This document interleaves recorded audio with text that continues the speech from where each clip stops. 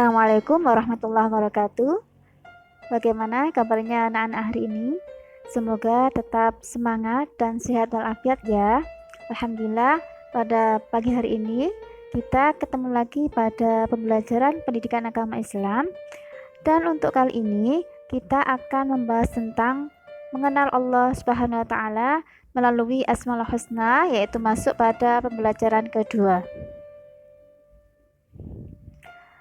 Anak-anak, Asmaul Husna adalah nama-nama Allah yang baik. Asmaul Husna itu jumlahnya ada 99, namun yang akan kita belajar pada pertemuan kali ini adalah Asmaul Husna Al-Mumit, Al-Hayyu, Al-Qayyum, dan Al-Ahad. Al-Mumit artinya yang maha mematikan. Semua yang bernyawa pasti akan mati. Kita tidak perlu takut akan kematian dan tidak akan bisa menghindari adanya kematian, karena kematian adalah tangga menuju kebahagiaan abadi. Yang terpenting bagi kita adalah kita mempersiapkan diri dengan cara apa? Dengan cara bertakwa. Kemudian yang kedua, Al-Hayyu, yang maha hidup. Allah itu hidup kekal selamanya dan yang memberi hidup makhluk hidupnya. Hidup dan mati itu ada dalam kekuasaan Allah Subhanahu wa taala. Kemudian Asmaul Husna yang ketiga yang kita pelajari hari ini adalah Al-Qayyum, artinya yang maha berdiri sendiri atau mandiri. Allah itu berdiri sendiri untuk selama-lamanya. Allah tidak akan membutuhkan bantuan siapapun dalam menyelesaikan segala urusannya. Hal ini memberikan pelajaran pada manusia supaya hidup itu tidak selalu bergantung pada orang lain. Al-Ahad, Allah itu Esa atau satu. Coba perhatikan surat Al-Ikhlas di samping. Qul huwallahu ahad, artinya katakanlah Muhammad, dialah Allah yang Maha Esa. Disebut pula dengan Al-Wahid, artinya yang Maha Tunggal atau Maha Esa, tiada sekutu baginya. Kemudian bagaimana anak-anak cara mengamalkan Asmaul Husna Al-Mumit, Al-Hayyu, Al-Qayyum, dan Al-Ahad yang kita pelajari tadi? Yang pertama Al-Mumit, yaitu Allah maha mematikan. Bagaimana cara kita mengamalkannya? Agar kita meninggal dalam keadaan husnul khotimah, maka kita harus mengikuti perintah Allah Subhanahu wa taala dan Rasulnya. Misalnya kita harus rajin sholat, membaca Al-Quran, rajin belajar, patuh pada orang tua dan guru. Selain itu, kita biasakan untuk berdoa kepada Allah agar apa? Agar kita dimatikan dalam keadaan husnul khotimah. Mati husnul khotimah adalah mati dalam keadaan beriman kepada Allah Subhanahu wa taala.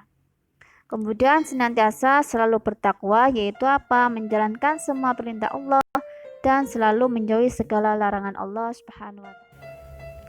Asmaul Husna selanjutnya yaitu Al-Hayyu, yang memberi nyawa dan hidup serta rezeki adalah Allah Subhanahu wa taala. Tugas manusia hanyalah memelihara kehidupan dan mencari rezeki yang sudah disediakan oleh Allah Subhanahu wa taala. Seperti apa? Seperti memelihara diri sendiri dengan cara makan dan minum secara teratur. Sedangkan perilaku membantu kelangsungan hidup manusia lainnya, misalnya dengan bersedekah, dan tak lupa kita harus selalu bertawakal dan berikhtiar kepada Allah Subhanahu wa taala. Kemudian Al-Qayyum, Allah itu berdiri sendiri untuk selama-lamanya. Allah memberikan pendidikan kepada manusia supaya tidak bergantung pada orang lain. Hidup itu harus punya semangat mandiri dalam segala sesuatu, dalam segala situasi dan kondisi, misalnya merapikan tempat tidur sendiri, menyiapkan peralatan sekolah sendiri, dan lain sebagainya. Allah itu Maha Esa, Al-Ahad. Allah itu Esa, tidak ada sekutu baginya.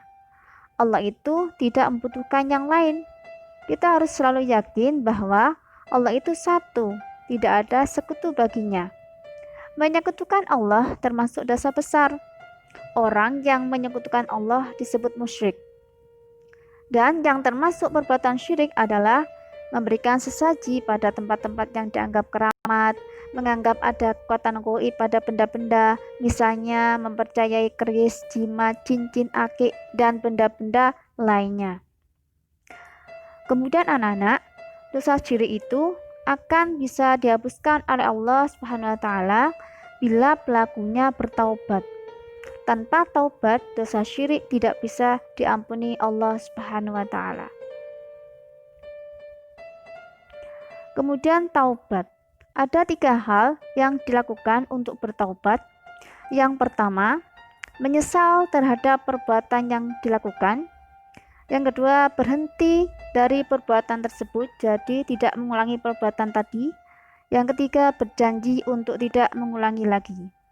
Kemudian selain itu, dia pun harus selalu mengikuti taubatnya dengan cara melakukan amalan-amalan yang baik.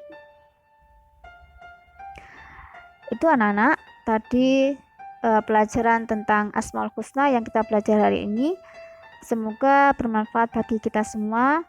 Dan saya kira cukup dari saya. Mohon maaf apabila ada salah. Wassalamualaikum warahmatullahi wabarakatuh.